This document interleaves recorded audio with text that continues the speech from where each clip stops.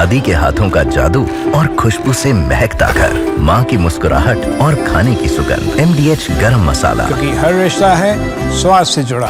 सुशीला कार्की नेपाल की अंतरिम पीएम बन गई हैं। 73 साल की कार्की को आंदोलन करने वाले जेन जी ने काफी पसंद किया है। आखिर ऐसा क्यों? क्या नेपाल में अब शांति आ जाएगी? क्या नेपाल के भविष्य में राजशाही की जगह है? जानने की कोशिश करते हैं स्पेशल शो न्यूज मेकर में।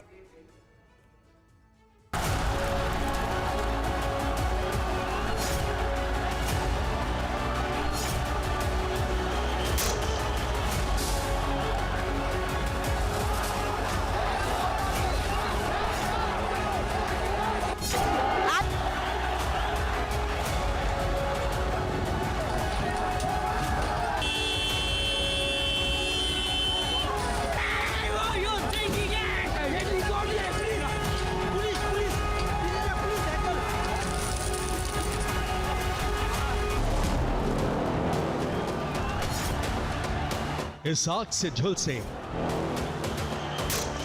इस हंगामे से जख्मी नेपाल के नौजवानों ने 73 साल की सुशीला कार्की को ही अपनी पहली पसंद बताया था। और नेपाल की पूर्व चीफ जस्टिस, देश की पहली महिला प्रधान न्यायाधीश कार्की अपने फैसलों और समझौता न करने की छवि की वजह से महाअभियोग का भी सामना कर चुकी हैं। माना जा रहा है कि कार्की की 3 शर्तों की वजह से ही कार्की ने कुर्सी कबूलने में वक्त लगाया। उनकी पहली शर्त वही थी जो नौजवान भी मांग कर रहे थे, संसद को भंग करना। आखिरकार नेपाल के राष्ट्रपति ने प्रतिनिधि सभा को भंग किया। 21 मार्च 2026 को संसदीय चुनाव होंगे। सुशीला कार्की की दूसरी शर्त यह थी कि उन्हें राजनीतिक दलों के साथ जेन जी के युवाओं का भी पूरा समर्थन मिले।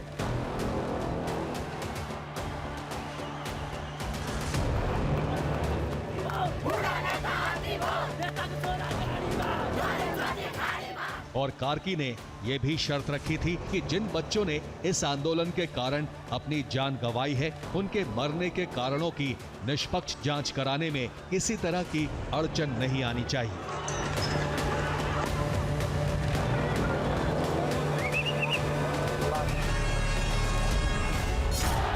ये प्रदर्शन, ये धुआं,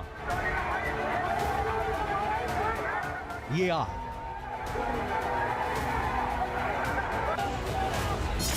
एक ऐसी पीढ़ी के गुस्से का नतीजा है जिसने जब से होश संभाला है, नेताओं को सत्ता, ताकत और भ्रष्टाचार के लिए लड़ते ही देखा है। जबकि यही नेता राजशाही के खिलाफ हुए एक आंदोलन के बाद सत्ता में आए थे। नेपाल असल में पुरानी पीढ़ी के करप्शन और इन करप्ट नेताओं की नई पीढ़ी की अय्याशियों की कहानी से गुस्से में था। सोशल मीडिया पर बैन सिर्फ एक चिंगारी थी, जिसमें पूरा नेपाल, उसकी सरकार और पुरानी व्यवस्था ऐसे ही आग में जल गई। इन तस्वीर में दिख रहे धुएं के पीछे असल में बरसों से पनप रहे गुस्से का बारूद है, जिसे नेपाल की पूर्व सरकार के एक फैसले की चिंगारी ने एक बड़े विस्फोट में बदल दिया। इस विस्फोट में काफी कुछ ढह गया। सरकार, नेपाल की सत्ता के केंद्र और नेपाल में राजशाही और लोकतंत्र के बीच की लकीर।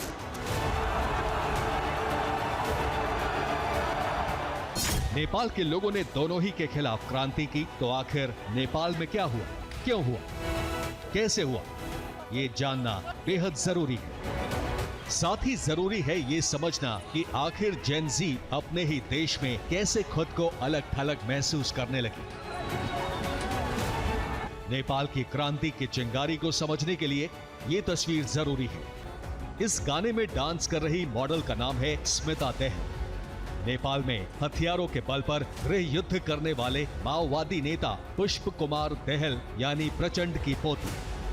दादा प्रचंड कम्युनिस्ट विचारधारा के दम पर सत्ता में आए और पोती स्मिता न सिर्फ मॉडलिंग और एक्टिंग बल्कि महंगे लाइफस्टाइल के लिए भी जानी जाती है। लोगों को ये लग रहा है इश्यू, बहुत लोग ऐसे सोच रहे हैं कि सोशल मीडिया नेपाल में बंद हो गया, इसीलिए जनरेशन जेड व पूरी जनता मतलब आवेश हो गए हैं, ऐसा मानना है लोगों का, लेकिन ऐसा नहीं है। हम लोगों का ये जो अभी प्रोटेस्ट चल रहा था ये करप्शन के लिए है। पिछले 6 महीनों से नेपाल का मीडिया देखें तो उसमें इस तरह के ओपिनियंस, इस तरह की राय भरी पड़ी है कि ये सरकार काम नहीं कर रही है। और ये जो लीडर लोग हैं, ये 2-3 लीडर हैं जो आपस में एक दूसरे से सर्कुलेट करते हैं और किसी को ना आने आगे देते हैं और न ये जनता का भला करते हैं। दरअसल नेपाल देश राजशाही खत्म होने के बाद भी जनता की उम्मीदों के मुताबिक तरक्की नहीं कर सका। मार्च महीने में एक स्कूली स्टूडेंट की स्पीच एक बार फिर सुर्खियों में है। 12वीं क्लास का ये स्टूडेंट भी अपनी स्पीच में नेपाल में बेरोजगारी के मुद्दे को स्कूल मंच से ही उठा रहा है। समझा जा सकता है कि नेपाली पॉलिटिकल क्लास के खिलाफ गुस्सा किस कदर धीरे धीरे जमा हो रहा था। नेता जिन्हें लोगों ने सिर्फ मौके और भ्रष्टाचार की तलाश करते हुए देखा, बार बार प्रधानमंत्री बदलना, संविधान बदलना, नीतियों और विचारधाराओं का बदलना नेपाल के लोगों के लिए अच्छा अनुभव नहीं था। बार बार संविधान बदलना, प्रधानमंत्री बदलना, कुछ खास परिवारों का सत्ता में लगातार बना रहना वहाँ के लोगों को पसंद नहीं आ रहा था। नेपाल की अर्थव्यवस्था में 1/3 से ज़्यादा हिस्सा उस पैसे का है जो नेपाल से बाहर काम करने वाले अपने घर में भेजते हैं। ये लोग सिर्फ पैसा नहीं भेजते बल्कि नेपाल से बाहर की दुनिया की एक तस्वीर भी भेजते हैं। और बाहर की दुनिया से जुड़े रहने का एक बड़ा जरिया है सोशल मीडिया। इस सोशल मीडिया पर लगी पाबंदी को लोगों ने अपनी आज़ादी पर लगी पाबंदी से जोड़कर देखा। बार बार संविधान बदलना, प्रधानमंत्री बदलना, कुछ खास परिवारों का सत्ता में लगातार बना रहना वहाँ के लोगों को पसंद नहीं आ रहा था। नेपाल की अर्थव्यवस्था में 1/3 से ज़्यादा हिस्सा उस पैसे का है जो नेपाल से बाहर काम करने वाले अपने घर में भेजते हैं। ये लोग सिर्फ पैसा नहीं भेजते बल्कि नेपाल से बाहर की दुनिया की एक तस्वीर भी भेजते हैं। और बाहर की दुनिया से जुड़े रहने का एक बड़ा जरिया है सोशल मीडिया। इस सोशल मीडिया पर लगी पाबंदी को लोगों ने अपनी आज़ादी पर लगी पाबंदी से जोड़कर देखा।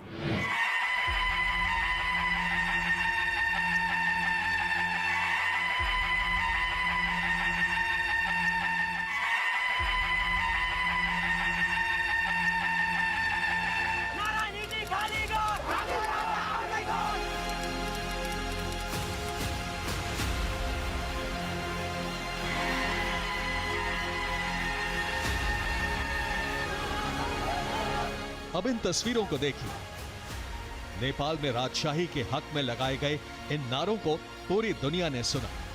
जलती गाड़ियों, झुलसती इमारतों, बरसते पत्थरों, पानी की बौछारों, आंसू गैस के गोलों के बीच मांग, नेपाल में राजशाही को वापस लाना और आक्रोशित आवाम को जिसका मकसद है राजशाही की वापसी।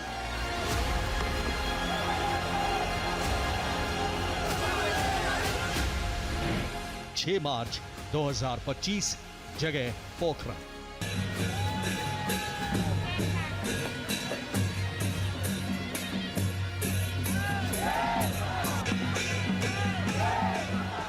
ये शाह वंश के 10वें राजा रहे वीरेंद्र शाह की प्रतिमा है, जिसके अनावरण के लिए नेपाल के पूर्व नरेश ज्ञानेंद्र पहुंचे।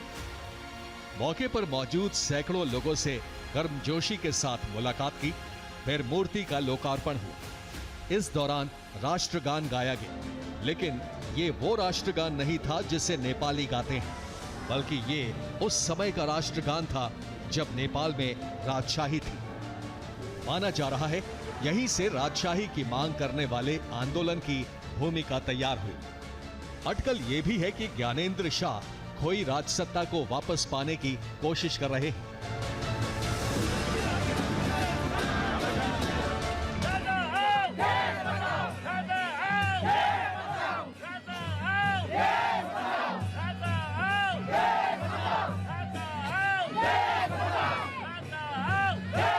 आखिर सच है क्या? ये जानने के लिए इतिहास के पन्ने पलटते हैं। साल 2001, 2 जून की सुबह 11 बजे नेपाल के आधिकारिक रेडियो स्टेशन पर यह खबर दी गई, महाराज वीरेंद्र शाह का निधन हो गया।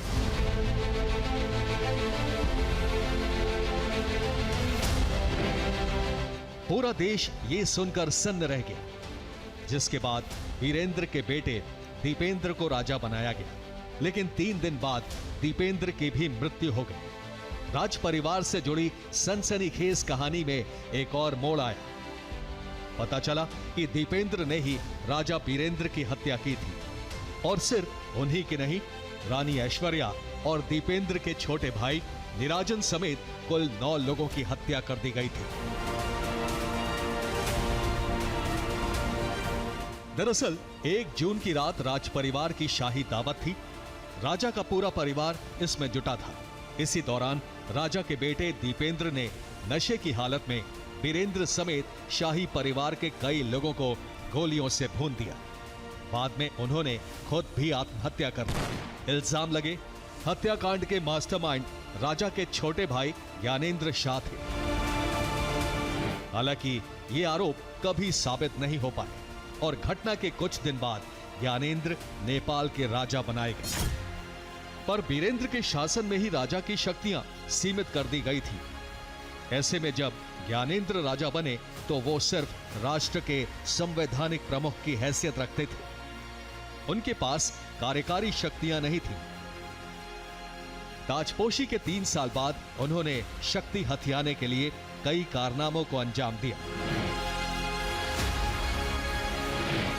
साल 2005, ज्ञानेंद्र शाह ने नेपाल की सत्ता पर पूरी तरह से कब्जा करने का फैसला किया। इसके लिए उन्होंने सरकार और संसद को भंग कर दिया, राजनेताओं और पत्रकारों को जेल में डाल दिया, संचार काट दिए और आपातकाल की घोषणा कर दी। देश पर शासन करने की मंशा से ज्ञानेंद्र शाह ने सेना का भी इस्तेमाल किया।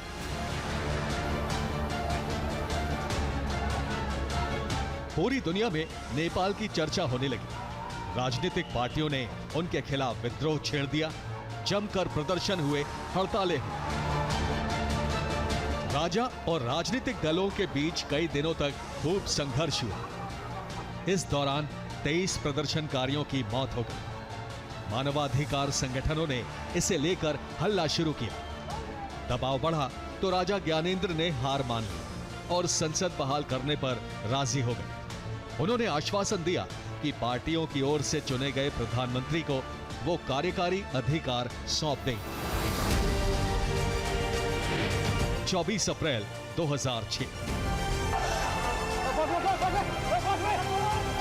ज्ञानेंद्र ने टीवी पर राष्ट्र के नाम संबोधन दिया। इसमें उन्होंने पिछली संसद को बहाल करने का ऐलान किया। राजशाही के समर्थक रहे गिरिजा प्रसाद कोइराला को अंतरिम प्रधानमंत्री बनाया गया। 1 साल बाद ही कोइराला के विचार बदल गए।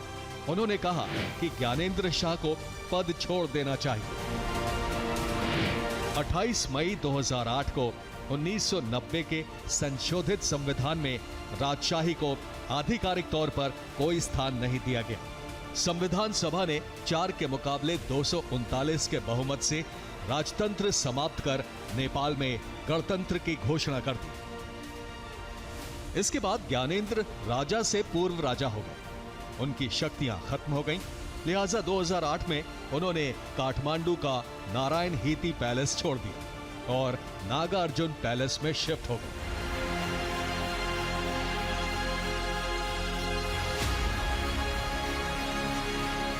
राजशाही को खत्म हुए 17 साल बीत गए। इस बीच नेपाल में 13 सरकारों ने सत्ता संभाली, लेकिन आज के हालात इस नए रास्ते से जनता की नाखुशी भी जाहिर कर रहे हैं। बल्कि इस आंदोलन की शक्ति राजशाही को बहाल करने से ज्यादा यही सरकारें हैं। कुछ बड़ी वजहों में पिछले 17 सालों में नेपाल में 13 बार सरकारें बदल चुकी हैं। किसी भी सरकार ने अपना 5 साल का कार्यकाल पूरा नहीं किया। ऐसे में लोगों का सरकार की व्यवस्था से भरोसा उठ जाना है। ट्रांसपेरेंसी इंटरनेशनल की रिपोर्ट के मुताबिक पिछले एक साल में नेपाल में भ्रष्टाचार 58% बढ़ गया। 50% भ्रष्टाचार के मामले प्रधानमंत्री कार्यालय और राष्ट्रपति कार्यालय से जुड़े लोगों या संगठनों से जुड़े हैं। राजशाही हटने के बाद से नेपाल की जीडीपी की रफ्तार थमी है और ट्रेड डेफिसिट बढ़ा है। 2008 से पहले नेपाल 2 रुपए का सामान इंपोर्ट करता था तो 1 रुपए का सामान एक्सपोर्ट करता था। आज ये रेशियो 12:1 का हो गया है। नेपाल सरकार की रिपोर्ट के मुताबिक 2023 में देश में बेरोजगारी दर 12.6% रही, यानी 2018 से 2023 तक देश की बेरोजगारी दर में 1.2% का इजाफा हुआ। 2023 में एवरेज हर महीना 65,000 युवाओं ने देश छोड़ा और काम की तलाश में बाहर गए। 3 करोड़ आबादी वाले देश के लिए यह बहुत बड़ा नंबर है। राजशाही समर्थकों का मनी से ले सकता है। इससे इतर नेपाल में राजशाही की मांग के पीछे एक और अहम वजह हिंदू राष्ट्र बनने की ओर बढ़ने की मांग भी है। असल में नेपाल लंबे समय तक दुनिया का इकलौता आधिकारिक हिंदू राष्ट्र था। 2008 में नवनिर्वाचित संविधान सभा ने नेपाल को एक सेक्युलर देश बनाने का फैसला लिया। अब हिंदू राष्ट्र के लिए हुंकार भरने वालों का दावा है कि इसके बाद से नेपाल में ईसाई और मुस्लिम धर्म को मानने वाले बढ़ रहे हैं। वर्ल्ड क्रिश्चियन डेटाबेस की रिपोर्ट के मुताबिक क्रिश्चियनिटी दुनिया भर में नेपाल में सबसे तेजी से बढ़ने वाला धर्म बन चुका है। हालांकि आज भी नेपाल में 80% आबादी हिंदू है। आंदोलनकारियों का मानना है कि हिंदू राष्ट्र की ये मुराद राजा ही पूरी कर सकते हैं। पर सवाल है, क्या नेपाल में राजशाही लौट सकती है? माना जा रहा है कि ज्ञानेंद्र के तुरंत सत्ता में लौटने की संभावना अभी नहीं दिखती। इसके लिए संसद में संविधान में संशोधन की जरूरत होगी। वहां राजशाही समर्थकों के पास बहुत कम सीटें हैं। नेपाल के पीएम ओली ने भी राजशाही की वापसी की संभावना को खारिज किया है। वहीं चुनाव लड़ने के रास्ते पर ज्ञानेंद्र चलना नहीं चाहेंगे, क्योंकि इसके लिए राजगद्दी पर बैठने से अलग कवायद की जरूरत होगी। फिलहाल राष्ट्रीय प्रजातंत्र पार्टी भले ही आंदोलन का चेहरा हो, लेकिन ये नाकाफी है।